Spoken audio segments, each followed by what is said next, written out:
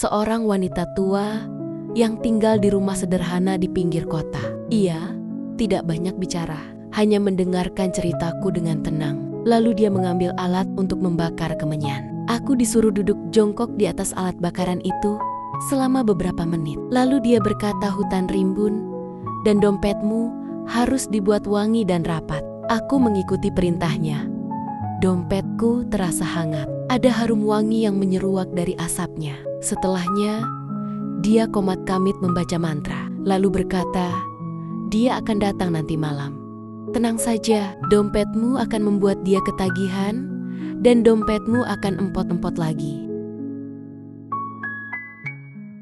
Namaku Lestari. Aku lahir dan besar di sebuah desa kecil yang dikelilingi sawah dan kebun tebu.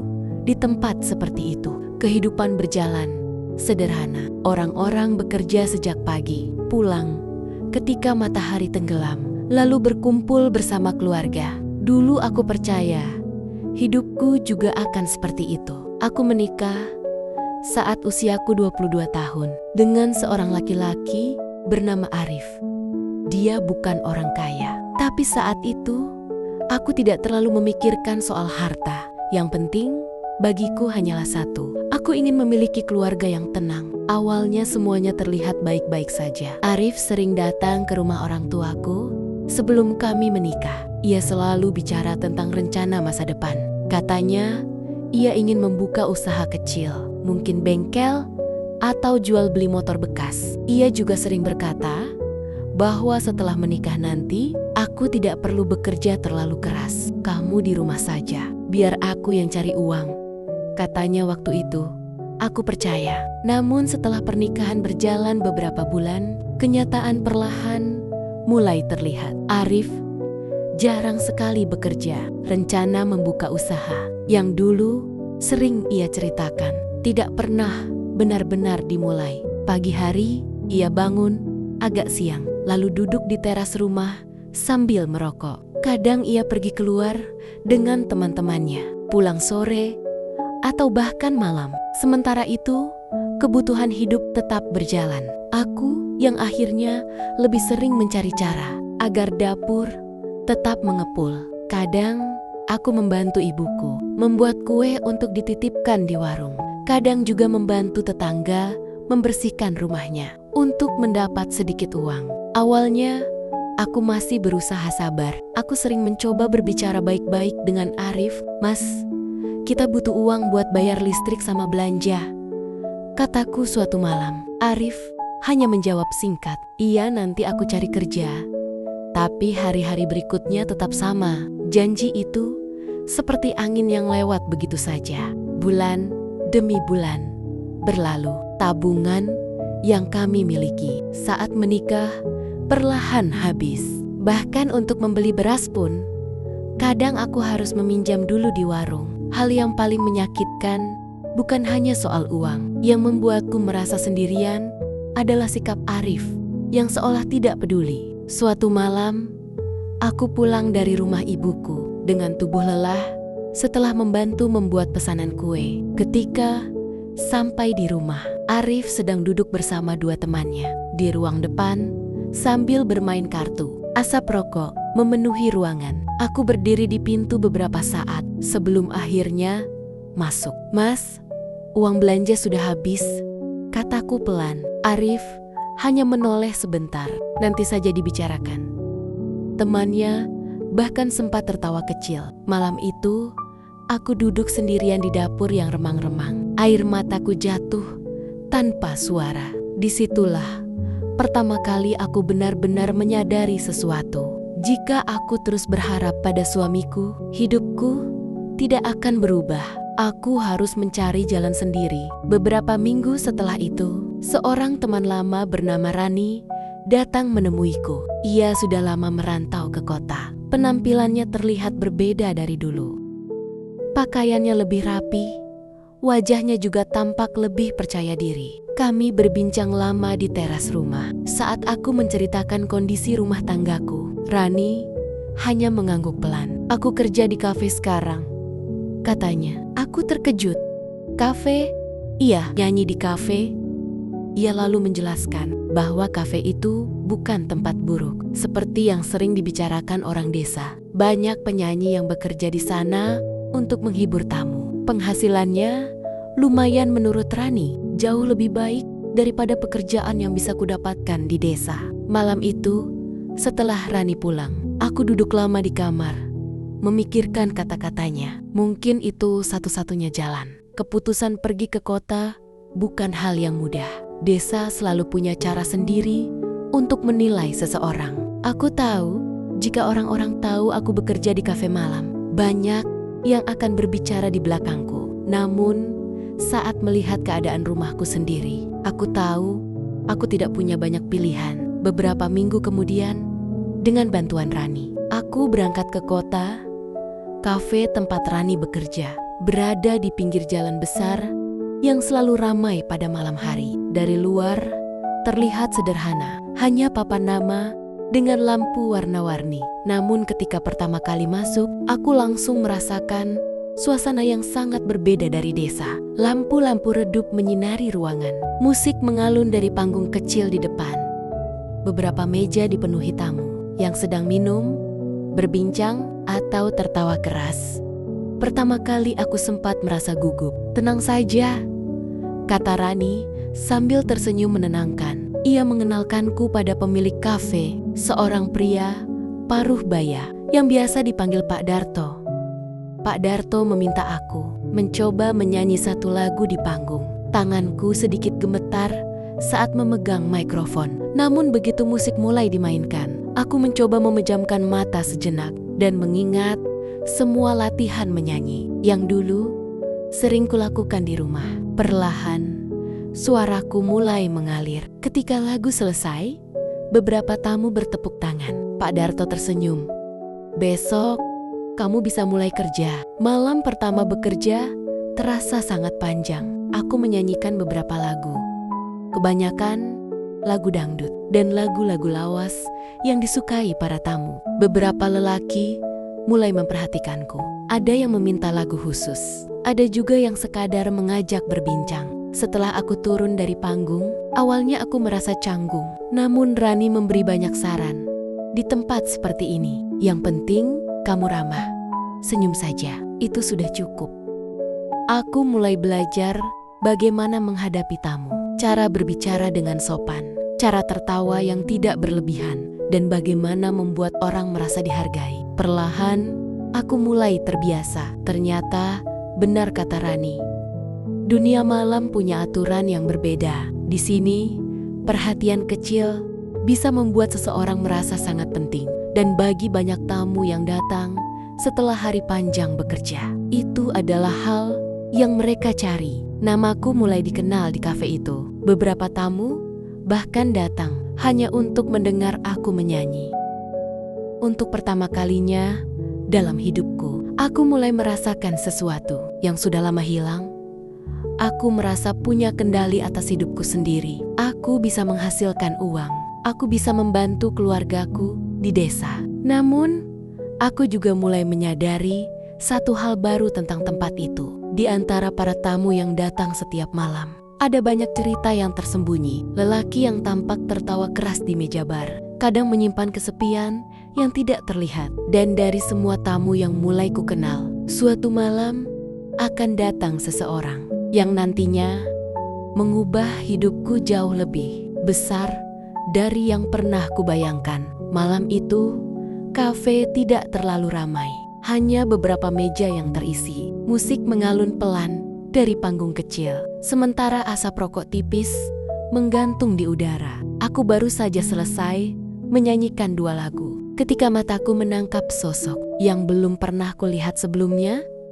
Ia duduk di meja pojok, berbeda dengan kebanyakan tamu yang datang berkelompok. Pria itu datang sendirian. Kemejanya rapi, lengannya digulung sampai siku. Jam tangan logam terlihat berkilau di pergelangan tangannya. Rambutnya disisir rapi, wajahnya tenang, dan sikapnya terlihat lebih dewasa. Dibandingkan tamu-tamu lain di kafe itu, ia tidak banyak bicara, hanya duduk sambil sesekali meminum minumannya. Namun dari caranya memperhatikan panggung, aku tahu ia benar-benar mendengarkan lagu yang kunyanyikan. Setelah lagu selesai, aku turun dari panggung dan berjalan ke belakang bar untuk minum air. Tak lama kemudian, salah satu pelayan menghampiriku. "Mbak Lestari, itu tamu di pojok minta lagu lagi. Katanya yang nyanyi harus mbaknya." Dan pelayan itu memberikan beberapa lembar uang padaku yang katanya tip untukku dari tamu itu. Aku menoleh ke arah meja itu. Pria tersebut mengangkat sedikit gelasnya, seolah memberi tanda. Aku kembali naik ke panggung. Malam itu, aku menyanyikan beberapa lagu lama yang biasanya disukai orang-orang yang lebih dewasa. Setiap kali aku selesai bernyanyi, pria itu selalu memberikan tepuk tangan kecil, tapi tidak berlebihan dan cukup tulus. Sejak malam itu, ia mulai sering datang, selalu duduk di meja yang sama, selalu sendiri, dan hampir selalu meminta aku yang bernyanyi. Awalnya, kami hanya saling tersenyum dari kejauhan. Namun suatu malam, setelah aku selesai tampil, ia menghampiriku ketika aku sedang duduk di dekat bar. "Suaramu bagus," katanya singkat. Suaranya berat, tapi tenang. "Terima kasih," jawabku sambil tersenyum. Ia memperkenalkan dirinya, namanya Pak Bima. Aku tidak terlalu memikirkan siapa dia saat itu. Bagiku, ia hanya salah satu pelanggan tetap yang sering memberi uang tip padaku. Namun beberapa hari kemudian, Rani menarik lenganku ketika melihat pria itu datang lagi. "Kamu tahu dia siapa?" bisiknya. "Siapa?" "Dia pejabat di kantor pemerintahan daerah." Aku sedikit terkejut. Di tempat seperti itu, memang kadang ada orang penting yang datang. Tapi mereka biasanya datang bersama rombongan. Pak Bima berbeda. Ia lebih banyak diam. Namun sejak malam itu, percakapan kami mulai lebih sering terjadi. Kadang, setelah aku selesai menyanyi, ia mengajakku duduk sebentar di mejanya. Obrolan kami awalnya sederhana, tentang lagu, tentang kota, tentang kehidupan sehari-hari. Tapi lama-lama, percakapan itu menjadi lebih pribadi. Suatu malam ia bertanya dengan nada serius, "Kamu dari desa?" "Iya." "Kenapa kerja di sini?" Aku terdiam beberapa detik sebelum menjawab, "Karena saya harus," sambil tersenyum. Aku tak meneruskan jawabanku. Ia tidak bertanya lebih jauh, tapi dari tatapannya aku tahu ia memahami. Malam demi malam berlalu, ia semakin sering datang. Kadang hanya duduk mendengarkan aku menyanyi tanpa banyak bicara. Kadang kami berbincang cukup lama setelah kafe mulai sepi. Aku mulai menyadari satu hal. Pak Bima memperlakukanku berbeda dari tamu lainnya. Ia tidak pernah bersikap kasar, tidak pernah memaksakan sesuatu. Ia hanya berbicara dengan cara yang membuatku merasa didengar. Dan tanpa kusadari, aku mulai menantikan malam-malam ketika ia datang. Suatu malam, setelah kafe hampir tutup, Pak Bima masih duduk di mejanya. Lampu-lampu sebagian sudah dimatikan, hanya beberapa yang masih menyala. Aku menghampirinya. "Masih belum pulang, Pak?" Ia tersenyum tipis. "Kalau kamu sudah selesai kerja, mau makan?" tanyanya. Aku ragu sejenak. Belum pernah aku pergi dengan pelanggan setelah kerja. Namun entah kenapa, malam itu aku mengangguk. Kami pergi ke warung makan yang masih buka di pinggir jalan. Suasananya sederhana. Hanya meja plastik dan lampu neon yang terang. Kami duduk berhadapan. Untuk pertama kalinya, aku melihatnya. Dalam suasana yang tidak formal seperti di kafe, ia terlihat lebih santai. Percakapan kami malam itu terasa lebih panjang dari biasanya. Aku bercerita sedikit tentang masa kecilku di desa, tentang pernikahanku yang tidak berjalan baik, tentang bagaimana aku akhirnya memutuskan bekerja di kota. Ia mendengarkan dengan tenang, tidak memotong, tidak menghakimi. Setelah aku selesai bercerita, ia hanya berkata pelan, "Hidup memang tidak selalu berjalan seperti yang kita rencanakan." Sejak malam itu, kami mulai beberapa kali bertemu di luar kafe. Kadang makan malam, kadang hanya minum kopi sambil berbicara. Hubungan itu berkembang perlahan, tidak pernah diucapkan secara langsung. Tapi aku tahu, kedekatan kami semakin dalam. Dan pada suatu malam, dia mengajakku ke hotel. Aku pun tahu maksudnya. Aku mengiyakan. Sesampainya di kamar hotel, dia menyentuhku pelan. Aku yang masih canggung hanya diam saja, tapi dengan sikapnya yang halus, dia mampu membangkitkan gairahku. Dia mulai menyentuhkan hidungnya pada pipiku. Aku pun tak bisa menolaknya. Dia mulai merabaku secara perlahan, membuat sesuatu pada bagian bawah tubuhku ada yang basah. Rasa canggung pun berubah menjadi respon yang kuat. Perhatian yang ia berikan terasa sangat berbeda dari yang pernah kuterima sebelumnya. Setelah semuanya selesai, kita pun kembali ke tempat masing-masing. Setelah pertemuan di hotel itu, komunikasi kita bertambah.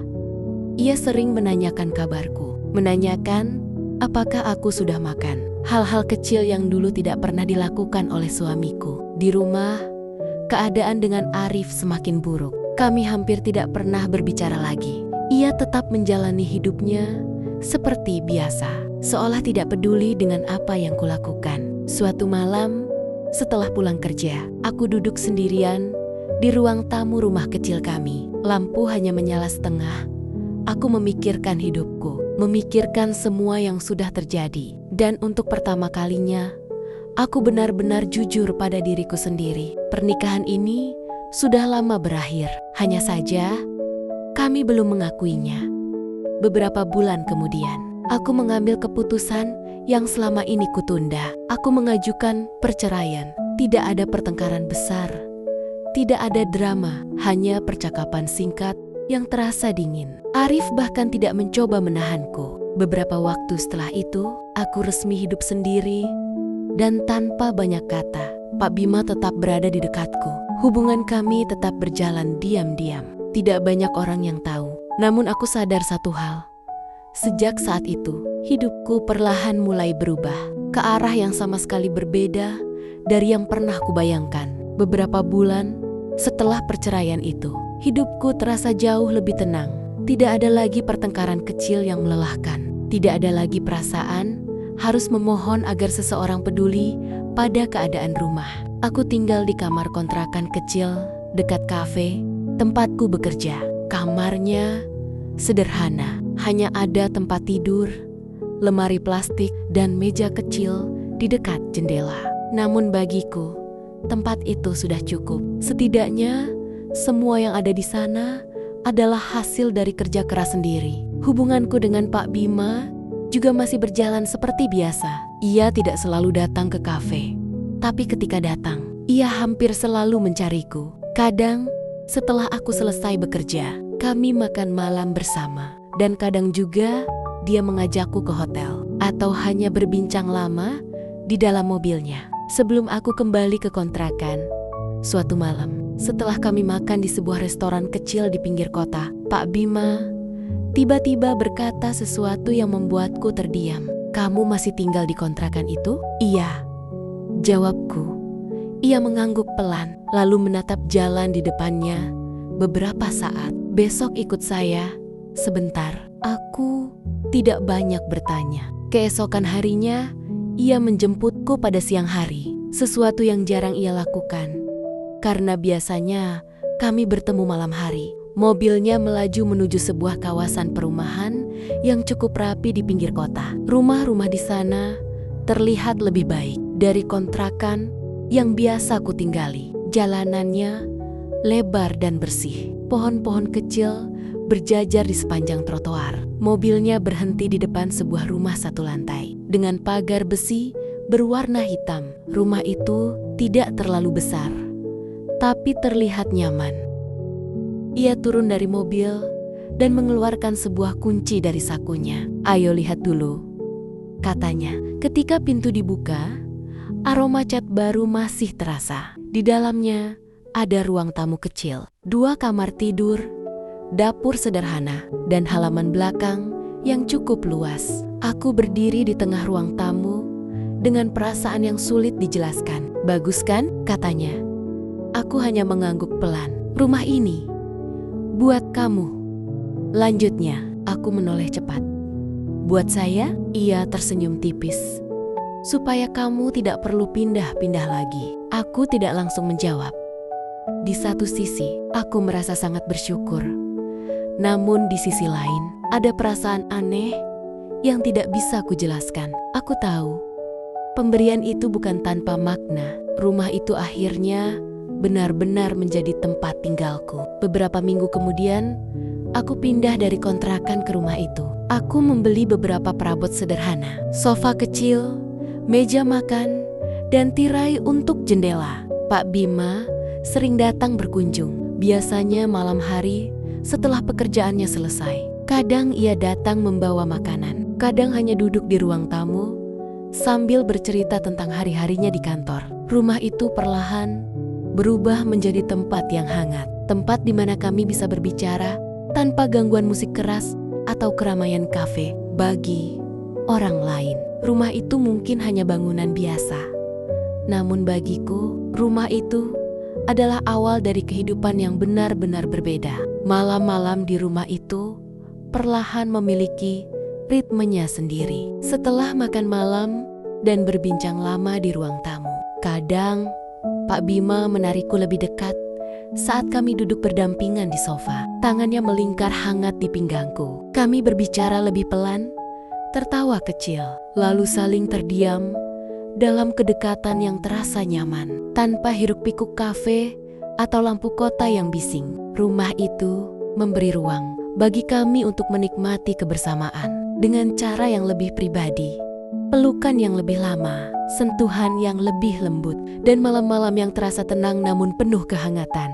Waktu berjalan lebih cepat dari yang kusadari. Rumah kecil itu perlahan terasa seperti rumah yang sesungguhnya. Aku menanam beberapa bunga di halaman depan. Kadang pagi hari aku menyiramnya sambil menikmati udara yang masih sejuk. Beberapa tetangga mulai mengenalku sebagai perempuan yang tinggal sendiri. Mereka tidak banyak bertanya, dan aku juga tidak banyak bercerita. Pak Bima masih sering datang, tidak setiap hari, tentu saja. Sebagai seorang pejabat, jadwalnya tidak pernah benar-benar bisa ditebak. Kadang ia datang 2 kali dalam seminggu, kadang seminggu sekali. Namun setiap kali ia datang, rumah itu terasa lebih hidup. Kami sering menghabiskan malam dengan hal-hal sederhana, menonton televisi di ruang tamu, makan bersama di meja makan kecil yang kubeli dari pasar furnitur, atau hanya duduk di teras belakang sambil berbincang panjang tentang kehidupan. Pak Bima kadang membawa hadiah kecil, tidak selalu mahal. Kadang hanya tas baru, kadang perhiasan sederhana, kadang uang untuk membantuku memperbaiki sesuatu di rumah. Aku tahu posisiku dalam hidupnya. Aku bukan istrinya. Aku juga tidak pernah menanyakan banyak hal tentang keluarganya. Ada batas yang secara tidak tertulis selalu kami jaga. Namun selama bertahun-tahun, hubungan itu berjalan cukup tenang. Kehidupanku jauh berbeda dari masa ketika aku masih tinggal di desa. Aku tidak lagi memikirkan bagaimana membeli beras untuk besok. Aku tidak lagi merasa harus meminta perhatian dari seseorang yang tidak peduli. Namun, di balik semua kenyamanan itu, ada satu hal yang selalu kusadari. Hubungan seperti ini bergantung pada satu hal, kehadiran Pak Bima. Selama ia masih datang, rumah ini terasa hangat. Selama ia masih peduli, hidupku tetap berjalan baik. Dan selama beberapa tahun itu, semuanya terasa begitu stabil. Seolah kehidupan yang kujalani akhirnya menemukan bentuknya. Namun aku tidak tahu bahwa ketenangan itu suatu hari akan mulai berubah perlahan. Perubahan kecil yang awalnya hampir tidak terasa, sampai akhirnya membuatku mulai bertanya pada diriku sendiri, apakah semua ini benar-benar akan bertahan selamanya? Perubahan itu tidak datang sekaligus. Awalnya hanya hal kecil yang hampir tidak terasa. Suatu minggu, Pak Bima tidak datang seperti biasanya. Aku masih menganggapnya wajar. Ia pernah bercerita bahwa pekerjaannya kadang membuatnya harus keluar kota. Namun minggu berikutnya, ia juga tidak muncul. Rumah yang biasanya terasa hidup setiap kali malam tiba, kini terasa lebih sunyi dari biasanya. Lampu ruang tamu tetap menyala, televisi tetap menyala, tetapi tidak ada percakapan yang mengisi ruangan. Aku beberapa kali menatap ponsel di tanganku, berharap ada pesan masuk darinya. Biasanya, ia selalu memberi kabar. Sekadar pesan singkat seperti, "Saya lagi sibuk minggu ini." Tapi kali itu, tidak ada apa-apa. Hari demi hari berlalu. Akhirnya, setelah hampir 3 minggu, ia datang. Aku sedang duduk di ruang tamu. Ketika suara mobil berhenti di depan rumah, jantungku langsung berdebar. Aku segera membuka pintu. "Pak," Bima berdiri di depan pagar dengan wajah yang terlihat lebih lelah dari biasanya. "Maaf lama tidak datang," katanya singkat. Aku mencoba tersenyum. "Tidak apa-apa, Pak." Ia masuk ke dalam rumah seperti biasa. Namun malam itu terasa sedikit berbeda. Pak Bima terlihat lebih pendiam. Beberapa kali ia memeriksa ponselnya. Kadang terlihat seperti sedang memikirkan sesuatu. Kami tetap berbicara, tetap makan bersama. Tetapi suasana yang dulu terasa hangat, kini terasa sedikit canggung. Ia tidak lama tinggal malam itu. Sekitar 1 jam kemudian, ia sudah bersiap pulang. "Besok saya harus berangkat pagi," katanya sambil mengambil kunci mobil. Aku mengangguk pelan. Setelah mobilnya pergi, rumah itu kembali sunyi. Dan untuk pertama kalinya, setelah bertahun-tahun, aku merasakan sesuatu yang tidak pernah benar kupikirkan sebelumnya. Takut. Beberapa minggu berikutnya, pola itu terus berulang. Pak Bima semakin jarang datang. Kadang sebulan hanya sekali, kadang hanya sebentar. Bahkan uang yang biasa ia berikan untuk kebutuhan rumah juga mulai tidak teratur. Aku mencoba meyakinkan diriku bahwa ia hanya sedang sibuk. Namun jauh di dalam hati, aku tahu ada sesuatu yang berubah. Suatu malam aku duduk sendirian di teras rumah. Lampu halaman menyinari jalan yang sepi. Angin malam terasa lebih dingin dari biasanya. Aku melihat rumah yang dulu terasa seperti tempat paling aman dalam hidupku. Rumah yang dulu penuh tawa dan percakapan, sekarang terasa terlalu besar untuk dihuni sendirian. Dan untuk pertama kalinya, sebuah pikiran muncul di kepalaku. Bagaimana jika suatu hari Pak Bima benar-benar berhenti datang? Apa yang akan terjadi pada hidupku? Kegelisahan itu perlahan mulai menguasai pikiranku. Aku mulai lebih sering terbangun di tengah malam. Kadang aku berjalan ke dapur hanya untuk minum air, lalu duduk lama di kursi sambil menatap halaman belakang yang gelap. Aku mencoba menghubungi Pak Bima beberapa kali. Kadang ia membalas singkat, kadang tidak sama sekali. Jawabannya hampir selalu sama, lagi banyak urusan. Semakin hari, perasaan tidak tenang itu semakin kuat. Aku mulai kembali bekerja di kafe beberapa malam dalam seminggu. Selain untuk mengisi waktu, aku juga butuh penghasilan tambahan. Suatu malam, setelah selesai menyanyi, aku duduk di ruang belakang bersama Rani. Sudah lama kami tidak berbincang seperti itu. Rani memperhatikanku beberapa saat sebelum akhirnya berkata, "Kamu kelihatan banyak pikiran." Aku tersenyum kecil. "Kelihatan ya, ada masalah sama Pak Bima?" Aku tidak langsung menjawab. Namun akhirnya, aku menceritakan semuanya. Tentang bagaimana ia mulai jarang datang. Tentang pesan-pesan singkat yang terasa semakin dingin. Tentang ketakutanku kehilangan semua yang sudah kubangun selama ini. Rani menghela napas panjang. "Laki-laki seperti itu kadang gampang bosan," katanya pelan. Kata-kata itu membuat dadaku terasa berat. Aku menunduk menatap gelas di tanganku. Jadi aku harus bagaimana? Rani berpikir sejenak sebelum menjawab. "Aku kenal seseorang, semacam orang pintar. Banyak yang bilang dia bisa bantu memperbaiki hubungan." Aku menatapnya ragu. "Maksudmu pengobatan alternatif?" Rani mengangguk. "Katanya sih bisa bikin hubungan yang mulai renggang jadi dekat lagi." Aku tidak langsung percaya. Hal-hal seperti itu terdengar seperti cerita yang sering dibicarakan orang-orang desa. Namun malam itu, ketika aku pulang ke rumah, pikiranku terus memutar kata-kata Rani. Aku berdiri lama di ruang tamu, menatap dinding rumah yang dulu membuatku merasa aman. Rumah ini ada karena Pak Bima. Hidupku berubah karena Pak Bima. Dan sekarang, Jika ia pergi, semuanya bisa berubah lagi. Beberapa hari kemudian, aku akhirnya menghubungi Rani. Kalau aku mau ketemu orang itu, bisa? Rani menjawab cepat. Bisa.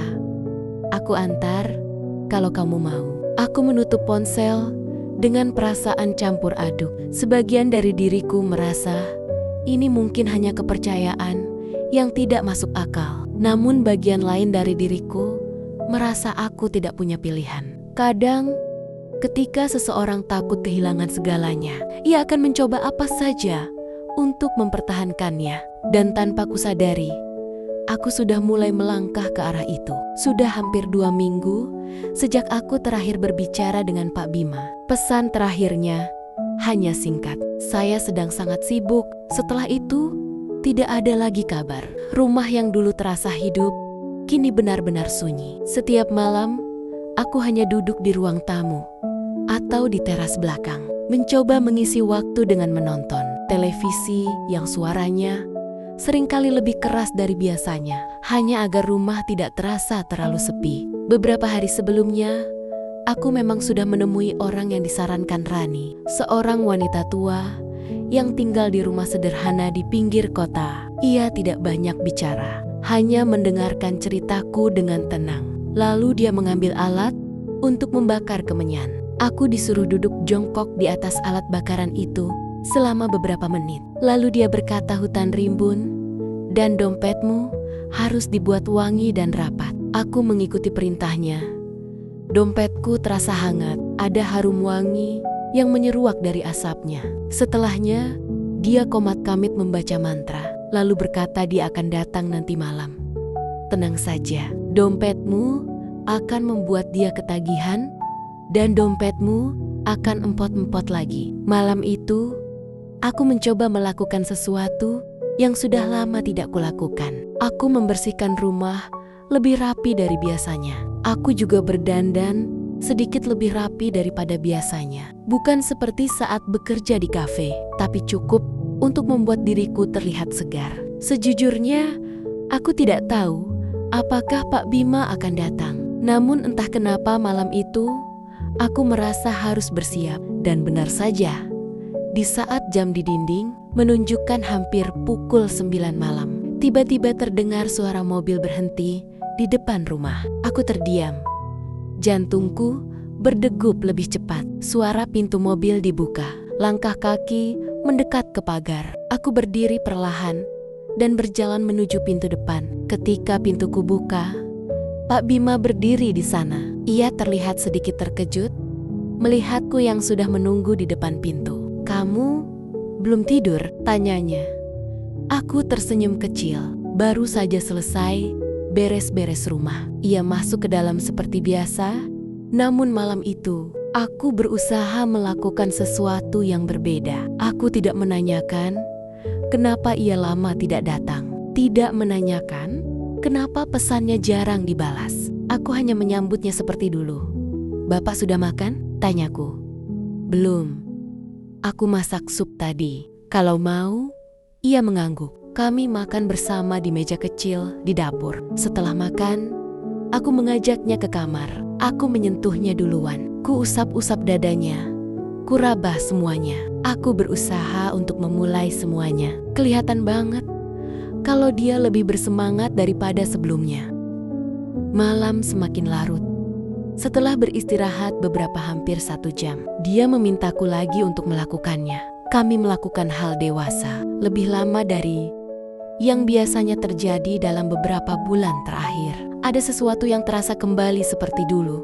Hangat, dekat, tanpa ketegangan yang selama ini kurasakan sebelum pulang. Pak Bima berdiri di depan pintu dan menatapku beberapa saat. "Kamu kelihatan beda malam ini," katanya. Aku hanya tersenyum.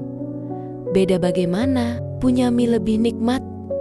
Aku tidak menjawab, hanya menatapnya sambil tersenyum tipis. Ia mengangguk pelan sebelum akhirnya melangkah keluar menuju mobilnya. Namun sebelum masuk ke mobil, ia menoleh kembali.